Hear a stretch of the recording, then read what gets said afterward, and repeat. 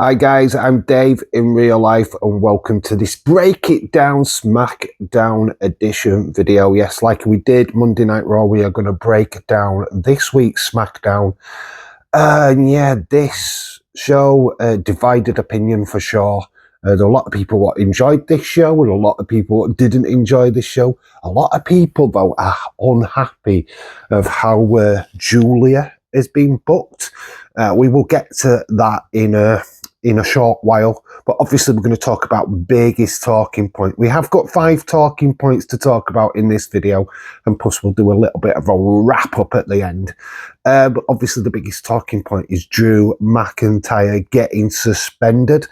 Yeah, Drew McIntyre made his presence known, which was totally expected. I wasn't sure if he would interrupt the promo at the start of the show with Cody, which that would end up being Aleister Black setting up the night's main event. But yeah, he came into the ring wearing all white, which was very unusual for Drew. He's usually in black. But he took out the ref. He claymored the ref. I believe that the referee was the referee that was on Saturday night's main event, where Drew, of course, lost his championship challenge match. Yeah, it was quite weird, him taking out the ref. Did lead to absolute carnage and chaos. There were a bit where Zelina Vega went flying over a barricade because obviously Damian Priest came down to attack Aleister Black. It just went into absolute carnage, and it led to Nick Aldis coming out and ending the show with, I told you before, your actions are a little bit too much, that, you know, we're going to have to suspend you. And that's what happened. Drew McIntyre is suspended. He taking out a ref is a fine, instant fine. So, yeah, this didn't go down too well, to be quite honest with you. So, yeah, Drew McIntyre suspended indefinitely. Obviously, this is pure storyline and we'll be back soon.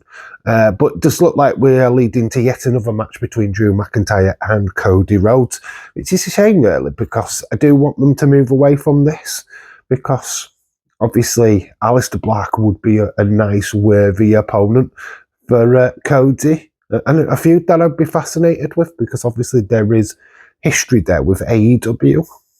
So, yeah, not overly down with the suspension, but yeah, Drew McIntyre, the conspiracy theory is still in effect, and obviously he will be letting his feelings be known in upcoming weeks for sure. So that is the big story point of SmackDown.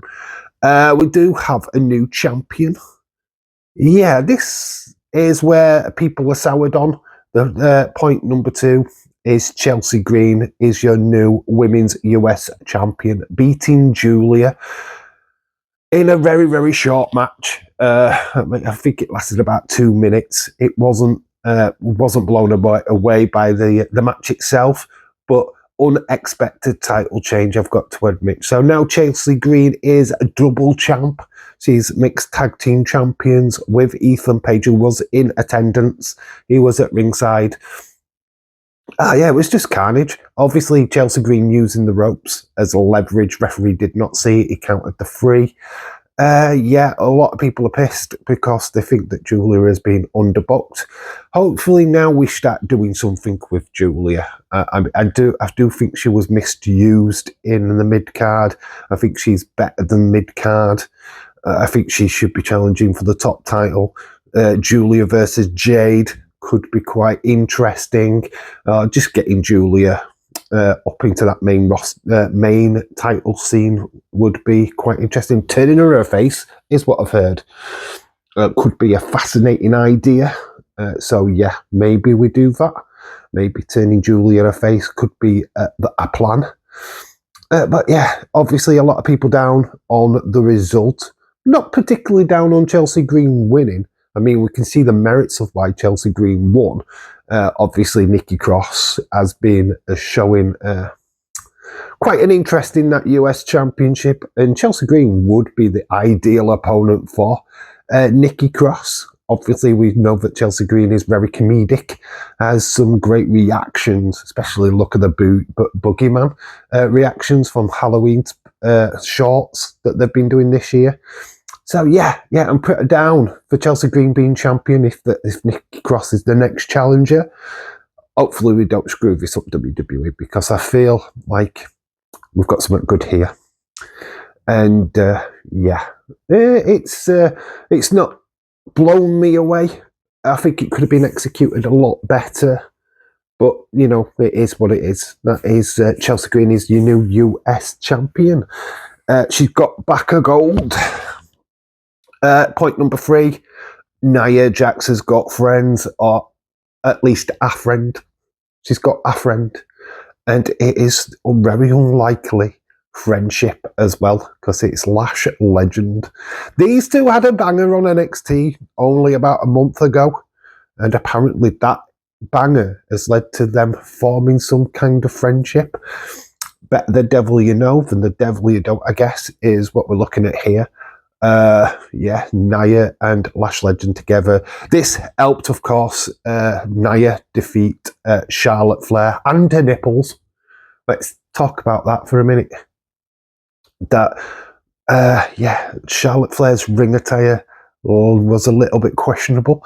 Not the fact that it looked like Nia Jax's graphic at the beginning. Yeah, Nia Jax came out and she had a neon green like lettering for her graphic, and then obviously you saw Charlotte Flair in neon green. I'm sure somebody who has green screen could do something with that ring attire. But they don't really need to now because the nip slips are there. If you want to see an image of that, I can't put it in this video, unfortunately, but go to my X page. It's at D in real life, all in capitals. Look for my logo. And there, I think the first post on there is the nips. So, you're welcome. I like to deliver. Can't put it in the video, of course, but, you know, I can share with you guys through the media of X. So yeah, go to my X page and you can see some nipples, some boobies. You're welcome. Anyway, I digress. This did result in Alexa Bliss getting choked out basically by Lash Legend, who returned to help Nia. We did see Charlotte and Alexa in seeing this doctor, yes, seeing the on-site medical team. Obviously, Alexa being choked out was a major issue. And then all of a sudden we saw this hand, which didn't really relate to the first person we saw in the doctor's room, because, yeah, this person had a white jacket on. They handed Alexa the ice, and it turned out to be Asuka who spit out the mist, the green mist, into Charlotte and Alexa's face. That didn't really get misted at all. She missed. I feel like she missed. But anyway, Chelsea, Charlotte and Alexa acted accordingly. So it's a bit messy, but we are leading to War Games now. I think we now know who's going to be in War Games. We've got Nia and Lash Legend. We've got Chelsea. I keep saying Chelsea Green, and she's not even in it. She could be, but she's not. Anyway, I've got a scratchy head. And we'll keep that in. Yeah, so we've got Charlotte Flair and Alexa Bliss, Lash Legend and Nia, like I previously mentioned. And looks like we've got the Kabuki Warriors. Throw in Bailey and Lyra. Is there another team from in there? Probably throw in another team. Yes, of course. Roxanne Perez and Raquel Rodriguez. And then boom, we've got a War Games. So that's pretty cool. So I like that, what we're doing there with the women's War Game situation. So that's a steady Eddie. Number 4, we have got Dragunov's Open Challenge. This is a bit of an interesting point because we've seen Tama Tonga getting in the face of Dragunov as he went to the ring for the second week running. We had Ciampa come out, Tommaso Ciampa. He's come out. He wants to face Dragunov. He's come out with Johnny Gargano with Candice LeRae, of course. only for him to be denied again for the second week. Dragunov refusing to take his challenge, but took the challenge of Johnny Gargano. Johnny Wrestling would take on Dragunov for the US Championship. It was an okay match. Typical Dragunov match, to be quite honest with you. Didn't quite get the heights of a banger, but it was close, very, very close. But yeah, we are building a story between Tommaso Ciampa and Dragunov. I mean, that match is going to be awesome. It's going to be epic, but I feel like they're just building it and causing the frustration of Tommaso Ciampa. So we get the real Tommaso Ciampa, you know, the guy who went after Goldie. Honestly, we're in for something good. If when this happens, not if and when it happens. So yeah, really down for that. Looks really good. Yeah. So we've been steady builds on this show. Yeah, but I just don't know if it really captivated me or not, though. But hey ho. Anyway, we've got to number 5, and that is Matches for Cena's Tournament. Yes, a fun little segment with R-Truth before we revealed the matches. R-Truth handed Nick Aldis's balls.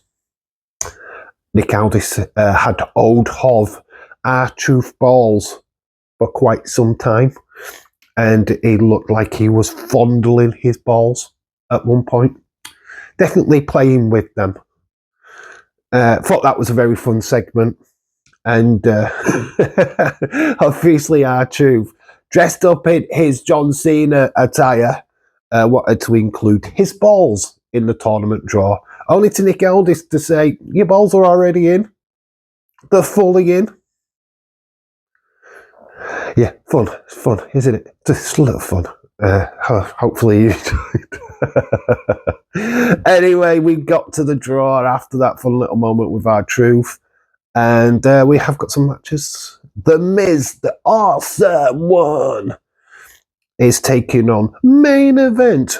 4 letters, 1 word. Yes, Jay Uso. And then we've got LA Knight. Yeah. He's taking on. We've got a mystery opponent. We've got a little mystery. We've got a little secret opponent. So, yes, a lot of speculation now on who is LA Knight's opponent for next week's Smackdown.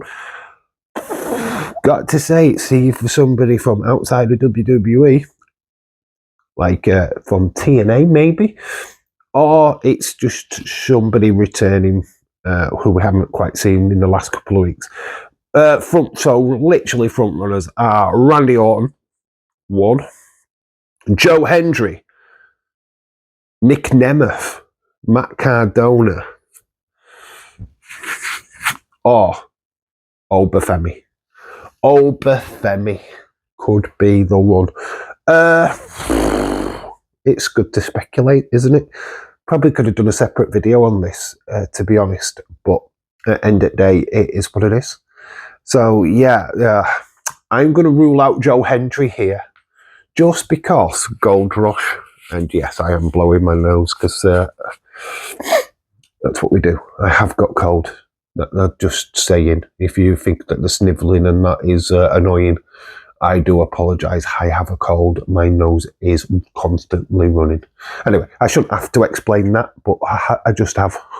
But anyway, yeah, I rule out Joe Hendry in this situation just because of the Gold Rush stuff, what he's got with Thea Hale. I feel that you do kind of run the risk of overexposing someone. So I'm going to rule out Joe Hendry.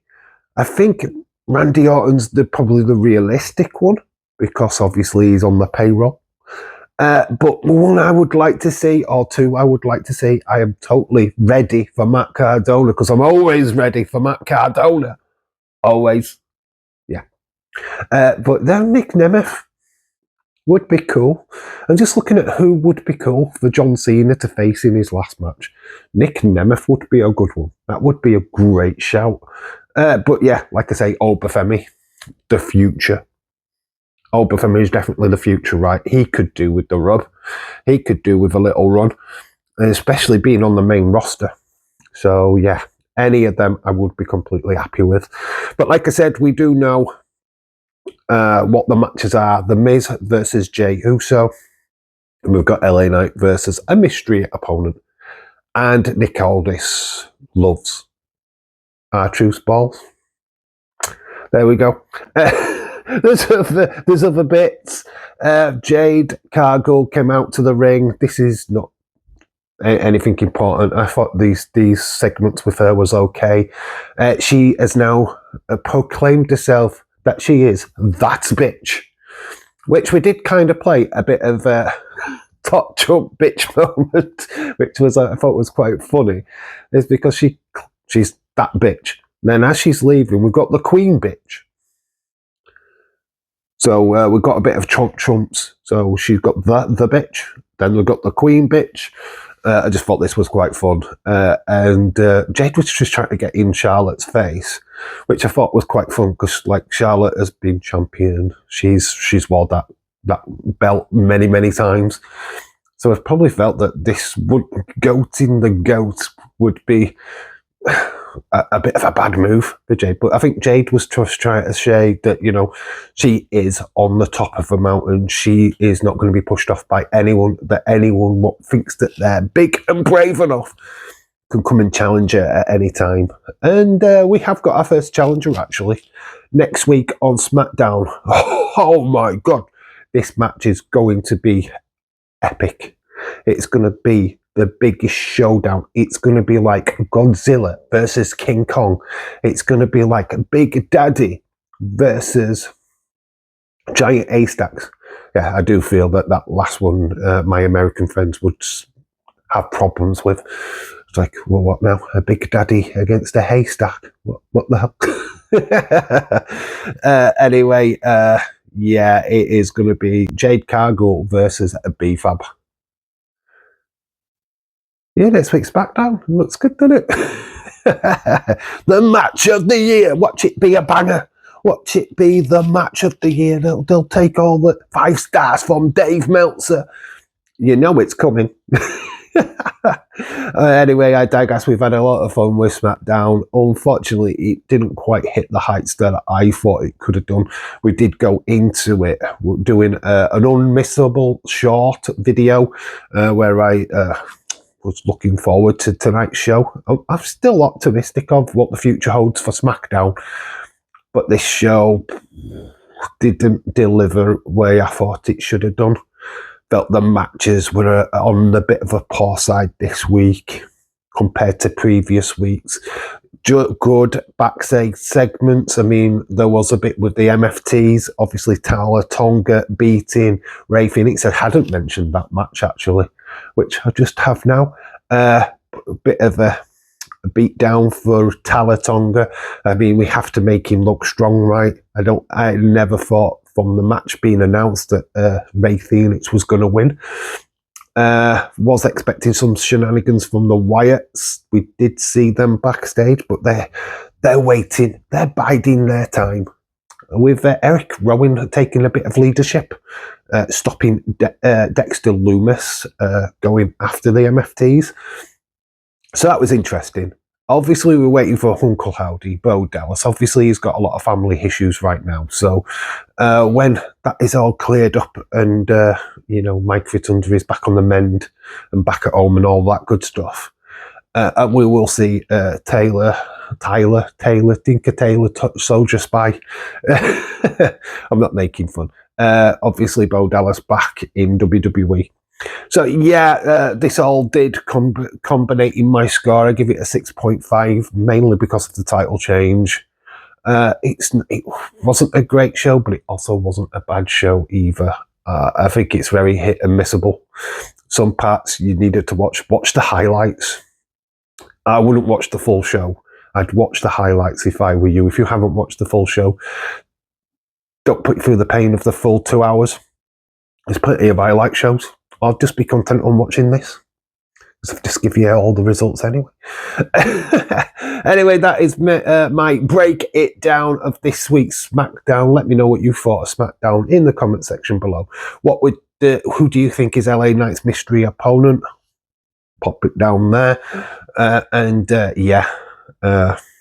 What did you think about Julia's run as US champion? What is next for Julia? How did they salvage, which has not been the greatest, to move onto the main roster?